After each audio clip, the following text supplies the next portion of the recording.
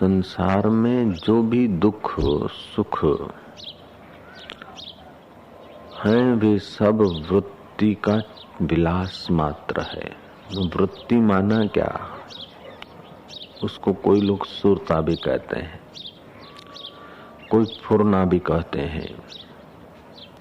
आप तो समझ ही गए होंगे पास में कौन है। जब तक तुम्हारी वृत्ति नहीं गई तो तुम्हें पता नहीं चलता। इसका नाम वृत्ति है। तो संसार का व्यवहार, सुख दुख, आकर्षण विकर्षण, भोग त्याग, ये सब वृत्ति का ही तो विस्तार है। पंडित साधु मूर्ख ये सब वृत्ति का विस्तार है।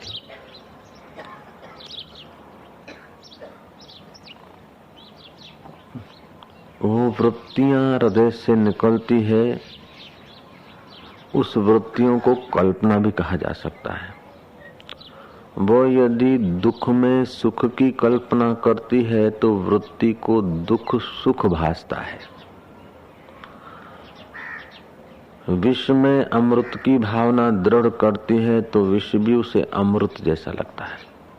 ये वृत्ति का चमत्कार है। आकाश में हाथी और रथ की भावना करती है वृत्ति तो उस बादलों में हाथी रथ घोड़े आदि भासते हैं। ठूंठे में चोर की भावना करती है तो ठूंठा चोर हो भासता है, और ठूंठे में यदि साधु की भावना करती है तो ठूंठा साधु हो भासता है। सीपी में रुपए की भावना करती तो सीपी रूपा रूप में भासती है, और रस्सी में सांप की भावना करती तो रस्सी सांप हो भासती। ऐसे ही वृत्ति इस नश्वर देह में सुख बुद्धि करती है तो देह के संयोग से इसे सुख भासता है, और यही वृत्ति जब परमात्मा में सुख बुद्धि करे तो परमात्मा का तो वास्तविक सुख है, वो परम सुख को उपलब्ध हो जाती है। सारा वृत्ति का खिलवाड़ है तो कुछ नहीं, फिल्म का पर्दा है और युवक बेचारे पढ़े लिखे कई लोग जाते हैं। पर्दे पर जो दिख रही है अभिनेत्रियां अभिनेताया और कुछ, वो सारा हमारे वृत्तियों को छंछेड़ कर और नीचे के केंद्रों में लाने का सामान है। तो फिल्म में जो हमने भवन भूमि मकान रूप सौंदर्य पति पत्नी का प्यार आदि जो देखा,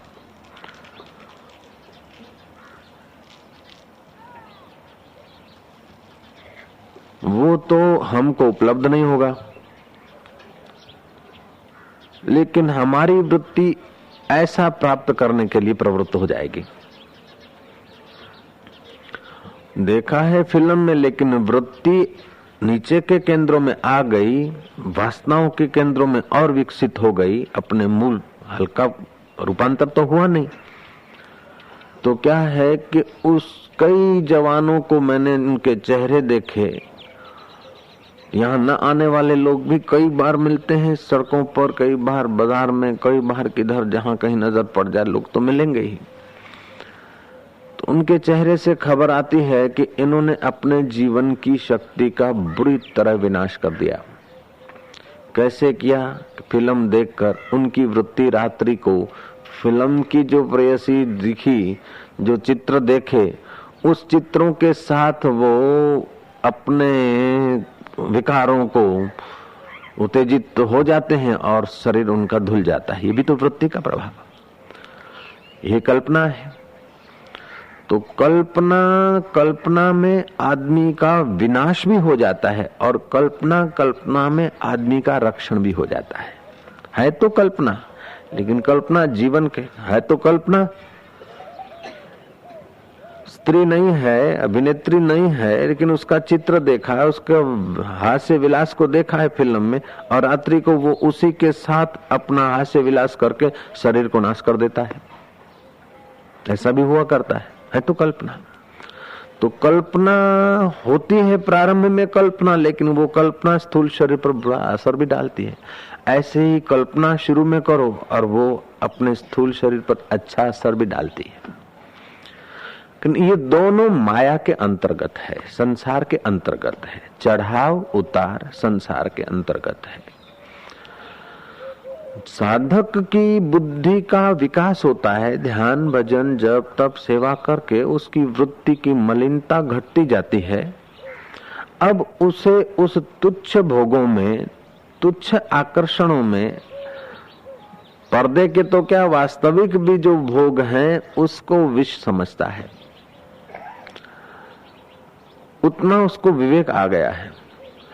लेकिन कई जन्मों की इस प्रकार की जो वृत्तियां हैं, इस प्रकार का जो आकर्षण है, भोग की जो गरेड़ पड़ गई है, जो चीला पड़ गया है, जो एक लकीर गहरी हो गई है, उस लकीर में से वो बाहर निकल नहीं सकता और उस लकीर के परिणाम को समझता भी है। अच्छा भी नहीं लगता, भोग में फिसल जाना अच्छा भी नहीं लगता। लेकिन पुरानी जो आदतें हैं, संस्कार हैं, उसके अनुसार वो गिरता जाता है, फिर संभलता है, फिर गिरता है, फिर संभलता है। अब उसे अच्छा भी नहीं लगता, लेकिन पुराने संस्कार उसे घसीट जाते हैं वासना के। जय जय, ध्यान से सुनेंगे सब लोग। तो पुराने संस्कार वासना जो है हमें घसीटती है। एक तरफ जिसको विवेक मिला उसको सब कुछ मिल गया, और विवेक इनकार करता है, वासना घसीटती है। अब विवेक कभी कभी तो जीत लेता है, ज्यादा समय हार लेता है। तो क्या है कि विवेक दुर्बल हो जाता कि आपड़ू काम नहीं। और मिलते भी ऐसा कि भाई ये तो संसार है, शरीर इंद्रियों को कब तक रोकोगे, ये क्या करोगे, संभोग से समाधि फलाना आदि आदि सुने तो भाव तो तुम वैदे की दो और स्पीड में आ गए। लेकिन उनमें से चुने हुए जो समझू लोग हैं वो वासनाओं को रोकने का प्रयास करते हैं। वासना नहीं रुकती तो दुखी होते हैं, और रुकती है तो कभी कभी हिम्मत आती है। लेकिन हिम्मत आई और कभी हिम्मत हार गए, कभी हिम्मत आई कभी हिम्मत हार गए, इसमें भी जीवन पूरा हो सकता है। ये उपाय तो है बचने का, ठीक है, लेकिन वेदांत के तत्व को जानने वाले आत्मवेता आत्मरामी महापुरुष कहते हैं इससे हम बढ़िया साधन तुमको बताएं। तुम्हारी वृत्ति विषय विकार में फंसकर सुख चाहती, क्षणिक सुख मिलता है, बाद में विषाद होता है, भोक्ता थक जाता है। ऐसा कोई भोग नहीं कि भोक्ता को थकाए नहीं, ऐसा कोई भोग नहीं कि भोक्ता के मन को दुर्बल न करे, ऐसा कोई भोग नहीं कि भोगने के बाद विषाद पैदा न हो, घृणा या ग्लानि पैदा न हो। घृणा ग्लानि विषाद पैदा होने के बावजूद भी अनुभव है 15 दिन पहले का, अनुभव है 4 दिन पहले का, अनुभव है 10 दिन पहले का कि कोई सार नहीं। और कई ऐसे ही सत्ता का, उसका एक गया दूसरा गया, देखते कोई सार नहीं। जीते तो भी क्या है, जैसे जुआरी होते ना, तो सिंधी जगत के बुजुर्ग लोग कहते हैं कि हारे जुआरी का आधा मुंह काला और जीते जुआरी का पूरा मुंह काला। खट्टे ज्वारी जो अधमुकार, हारे ज्वारी जो अधमुकारो, खट्टे ज्वारी जो सजो मुकारो, ऐसी कहावत है। हार गया है जुआरी तो अब उसके पास अपनी तुच्छ वृत्तियों को पोषने के साधन नहीं है, उसलिए उसका आधा अकल्याण है। लेकिन जिसने जुगार में जीत लिया है मुफ्त का, तो उसकी तो वासना और भड़केगी, उसका पूरा सत्यानाश है। ऐसे ही हमने कावे दावे से जो भी कुर्सियां बुर्सियां ये को जो कुछ पा लिया है, तो बाहर से तो हम समझते हैं कि हम जीत गए या हमने पा लिया है या ये हो लिया है। लेकिन यदि हम सावधान न रहे तो हमारी वासनाएं हमारा पूरा बर्बादी कर देगी। जय जय। तो अब समझना ये है कि है सारा वृत्तियों का खिलवाड़। अब वृत्तियों को आप बिना सुख की इच्छा के रह नहीं सकते, और संसार का ऐसा कोई सुख नहीं कि आपके पास टिक जाए।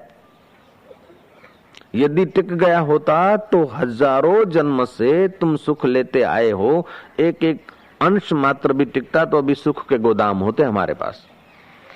इस जन्म का भी यदि सुख टिक जाता तो एक एक मूंग जितना, क्या एक एक राई के दाने जितना सुख लिया, जो दिन में कई ऐसे राई के दाने इकट्ठे हो गए, साल में कितने ही हो गए। अभी की उम्र में तो हमारे पास कुछ तो पोटला होना चाहिए। ये सुख टिकता नहीं, क्योंकि वृत्तियां बदलती रहती। अब साधक के जीवन में और बुद्ध के जीवन में अब यहां 3 प्रकार की वृत्ति के लोग रहे। एक बुद्ध की वृत्ति, दूसरी साधक की वृत्ति और तीसरी सिद्ध की वृत्ति। बुद्ध की वृत्ति इतनी प्रगाढ़ हो गई, इतनी जाड़ी हो गई है कि उसको विवेक करने का मौका ही नहीं। खाया पिया रहा जिया, बस पशु जैसा जीवन। लेकिन साधक सोचता है कि आखिर कब तक, इतना खाया फिर क्या, इतना लिया फिर क्या, राज्य मिला फिर क्या, हो गए धनवान फिर क्या, हो गए सत्तावान फिर क्या, हो गए रूपवान, आखिर क्या, ततः किम। हम चल रहे हैं, बखमल बिछ रहा है, सुंदरियां हीरे जड़ित कंगन पहनकर चमर डोला रही है, राजाधिराज महाराज छड़ी पुकारे जा रहे हैं। लेकिन ऐसे लोग भी मिट्टी में मिल गए, जमीन दोस्त हो गए, ततः किम,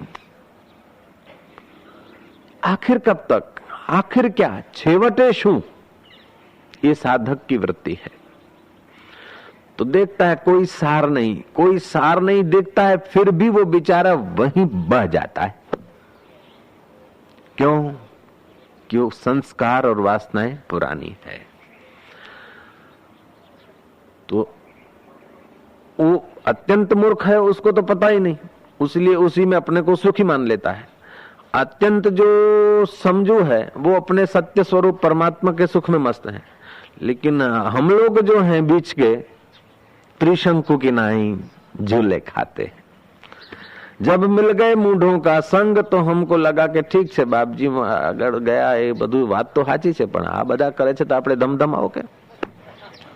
जब मूर्खों के संग में गए, जब उसी वृत्ति में बहने वाले, मूड उसको नहीं कहते कि जो अनपढ़ है, जय जय, मूड उसको नहीं कहते कि जो मजदूरी कर रहा है, मूड उसे कहते हैं कि जो संसार को सत्य मानकर संसार की नश्वर चीजों से अपने को सदा सुखी रखने की कोशिश में लगा है, उसको मूड कहा जाता है। तुम पत्थर को मूड नहीं कहते, पत्थर को बेवकूफ नहीं कहते। क्यों? उसमें कुछ है ही नहीं तो बेवकूफ कैसे कहना। वृक्ष को तुम बेवकूफ नहीं कहते। मूड का मतलब है कि कुछ जाने और कुछ न जाने। लड़के को कहा कि जा चाय में खांड डाल दे, लड़के ने डाल दा, खांड के बदले नमक डाल दे। कह रहे छोरा तो साहब मूर्ख है, मूड है। तो चाय की तपेली को तो जानता है, वचन को भी तो सुनता है, लेकिन नमक, खांड के बदले नमक डाल दिया। जहां दाल में नमक डाल दे तो उसने भर के मुट्ठा खांड डाल दिया। रसोईया ने कहा तो रसोईया मूर्ख है, मूड है। तो मूड उसे कहा जाता है कि जो समझना चाहिए वो न समझे, जो पाना चाहिए वो न पाए, जो करना चाहिए वो न करे, और जो न करना चाहिए वो उस वक्त करे। समझ गए ना मूड की परिभाषा। तो श्री कृष्ण ऐसे लोगों को कहते हैं विमूढ़ा नानु पश्यन्ति पश्यन्ति ज्ञान चक्षुषा। मूढ़ लोग उस मेरे तत्व को, अपने निज स्वरूप को नहीं देख सकते, ज्ञान की आंख से देखा जाता है। तो ये मूढ़ता भी तो वृत्ति का खेल है। साधन भजन से ये वृत्तियों को शुद्ध करके मूढ़ता हटाकर आदमी विवेक जगाता है। लेकिन विवेक होगा तभी तो साधन में जाएगा। जय जय। विवेक होगा तभी तो साधना की तरफ जाएगा, और साधना करेगा तभी विवेक जगेगा। तो मानना पड़ेगा कि सत्संग से विवेक जागृत होता है, विवेक से साधना बनती है, साधना से जैसे नाविक नाव को ले जाता है, नाव नाविक को ले जाती, ऐसे सापेक्ष हैं, एक दूसरे के पोषक हैं। साधक के लिए वेदांत की दृष्टि से देखा जाए तो वो बॉर्डर पे खड़ा है। मूढ़ों का संग मिलता है तो एक पुरानी अपनी वासना और आदत, और दूसरा वही मिला। विवेकानंद कहते थे कि अभी तक तुम सावधान रहना कि तुम्हारा घाव अभी पूरा रुंझाया नहीं है, उसको खुजलाना मत। जब तक सत्य का साक्षात्कार नहीं हुआ तब तक फिर पुरानी जो वासनाएं हैं उसको जागृत मत होने देना। लेकिन जागृत होने देना तो हम नहीं चाहते हैं, हो जाती है, क्या करें। हम नहीं चाहते हैं कि हम गिरे फिसले, साधक हैं फिसल जाते हैं कि संस्कार पुराने हैं। पुराने हैं उसके लिए गिरते ही रहे ऐसा भी नहीं, और पुराने हैं उसलिए हम घबरा जाएं ऐसा भी नहीं, और पुराने हैं नहीं छूटेंगे ऐसा करके हार जाएं ऐसी बात भी नहीं। प्रयत्नशील रहे, और प्रयत्न कई प्रकार के हैं। भोगियों के संग से, स्त्रियों के संग से काम विकार की वासना पुरानी जग जाती, भोगियों के संग से पुरानी भोग वासना जग जाती। इसलिए कुछ समय निकालकर हम इंद्रियों को आकर्षित करने वाले पदार्थों से बचाएं अपने को। इसलिए आद्य शंकराचार्य ने कहा, एकांतवासो लघु भोजनादौ मौनम निराशा करणावरोधा। कभी एकांतवास का उपयोग करो। आप लोग तो वही के वही हैं, लेकिन 8 दिन मौन मंदिर में रहते हैं तो आपकी विचारधारा एकदम दिव्य हो जाती है। बड़े दिव्य अनुभव होते हैं, सूक्ष्म जगत के अनुभव होते हैं, किसी को कुछ अनुभव होते हैं तो आप वही के वही। तो इंद्रियों की पुरानी जो घरेड़ पड़ी है, उस घरेड़ से बचकर जब आप आ जाते हैं कुछ सात्विक वातावरण में, तो आपकी ऊंचाई भी तो आप अनुभव करते हैं। इसलिए जिसको इसी जन्म में मोक्ष चाहिए, जिसको इसी जन्म में अपना कल्याण चाहिए, भले बाबा जी न बने, साधु न बने, जंगलों में न जाए, कंदराओं में न जाए, गुफाओं में न जाए, फिर भी वर्ष में 10-15 दिन, 25 दिन, 5 दिन, ऐसे जितना जिसकी हिम्मत हो, कैपेसिटी हो, उतना कभी कभी किसी से परिचय न हो, एकांत में चला जाए और अपने साधना के रास्ते पर कदम रखे। किसी से परिचय न हो उसका मतलब यह भी नहीं कि आदमी से भी परिचय न हो। परिचय का मतलब वासना भड़काने के वातावरण में नहीं, रोज के वातावरण से कुछ अलग निकल के अपनी भीतर की यात्रा करे, तो उसकी वृत्तियों में शुद्धि बढ़ जाएगी और हिम्मत आ जाएगी। फिर भी ये कोई पराकाष्ठा नहीं। ऐसा करते करते उसकी वृत्ति जब आज्ञा चक्र तक पहुंच गई या विशुद्धाख्या चक्र तक पहुंच गई, वो आनंदित हो जाएगा, सामर्थ्य बहुत आ जाएगा। फिर भी पुरानी घरे है अथवा प्रकृति को उससे कुछ कराना है तो वो हो सकता है कि घर में आए, बच्चे को जन्म दे, हो सकता है घर में नहीं आए और जगह कहीं बच्चे को जन्म दे दे, ऐसा भी हो सकता है। यदि तीव्र प्रारब्ध है तो उसका दृष्टांत क्या? पाराशर ऋषि किश्ती में बैठकर पार कर रहे थे नदी। मत्स्यगंधा नाम की लड़की युवती, उसका बाप चला गया था, शाम का टाइम होगा कि दोपहर का टाइम होगा। पाराशर को हुआ कि पाराशर ने उस लड़की को देखा और कहा कि मेरे साथ तू संसार व्यवहार में उतर। उसने कहा ये कैसे हो सकता है, मैं मच्छी मार की लड़की हूँ, मेरे शरीर से मच्छी की गंध आती, मत्स्यगंधा मच्छी के मुंह से मैं निकली हूँ, मच्छी के पेट से निकली हूँ, ये कैसे हो सकता है? और कोई देखेगा, कोई नहीं देखेगा, तू चिंता मत कर, मैं कोहरा कर देता हूँ, कोहरा कर देता हूँ। कोहरा कर दिया, अंधाधुंधी कर दी। बोले अब कोई देखेगा तो नहीं, अंधाधुंधी तो हो गई, लेकिन मेरे को क्या लाभ? बोले अभी तेरे शरीर से मच्छी की गंध निकलती है, बाद में तेरे से सुगंध, अभी दुर्गंध निकलती है, सुगंध निकलेगी, योजन गंधा तेरा नाम पड़ेगा। योजन गंधा तो पड़ेगा, लेकिन फिर कुछ संतति हो जाए तो समाज में हमारे लिए तो मुसीबत। बोले नहीं, संतति हो भी जाएगी और जन्म क्या चला जाएगा, तू कुंवारी की कुंवारी रहेगी।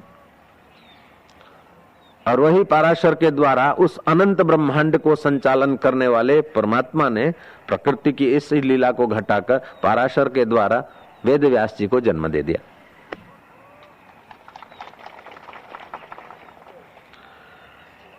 तो हम देखेंगे कि पराशर जैसे व्यक्ति का पतन हो गया नहीं, उत्थान हुआ नहीं। जब तक शरीर है, अंतःकरण है, तब भी इन केंद्रों से चढ़ना उतरना हो सकता है। लेकिन जिसके केंद्रों का रूपांतर नहीं हुआ उनका गिरना ही गिरना हुआ। जिनका रूपांतर हो गया उनका शरीर परमात्मा का साधन बन गया। जैसे कबीर को पुत्र है, पुत्री है, वशिष्ठ को पुत्र हैं थे,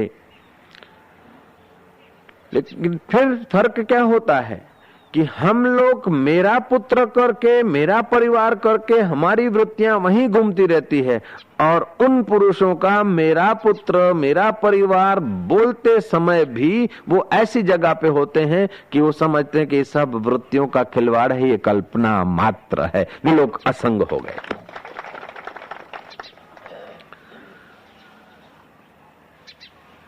तो साधक हो, बुद्ध हो, चाहे सिद्ध हो, जब शरीर है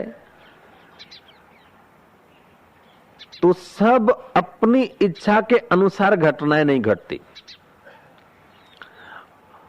और सब दिन एक जैसे भी नहीं होते, सब अवस्थाएं एक जैसी नहीं होती किसी की भी। तो मूड क्या है कि अवस्थाओं को एक जैसी करने में लगा है और नहीं हो रही, उसीलिए परेशान है।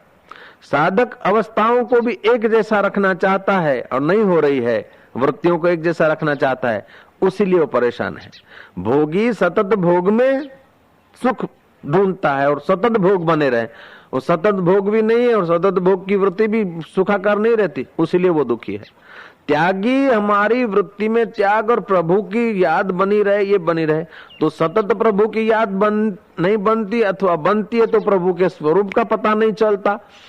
तो इस प्रकार वो भी दुखी क्योंकि जब तक वृत्तियों में हम लोग रहते हैं तब तक वृत्तियां कभी सुखाकार होगी, कभी दुखाकार होगी, कभी वृत्ति के अनुकूल होगा, कभी वृत्ति के प्रतिकूल होगा। श्री कृष्ण जैसे जो पूतना को 6ठे दिन की उम्र में पूतना को आकाश विहार कराते कराते पहुंचा दिया, श्री कृष्ण के जीवन में पद पद पे चमत्कार दिखे, अद्भुत लीलाएं दिखी। श्री कृष्ण के होते होते श्री कृष्ण के बच्चे दारू पीकर आपस में लड़ मड़े, ये शास्त्र लिखने वाले की कितनी सच्चाई और कितनी उदारता है। ये तो सारू सारू लखे, बीजू बधु शू करवा लखे। ये समझना होगा कि श्री कृष्ण परब्रह्म परमात्मा कहो जो कहो कम है, तो उनके होते हुए उनके बच्चे, भगवान राम के होते हुए दशरथ राजा चल बसे और भगवान राम की मां विधवा। शास्त्र कह रहे हैं।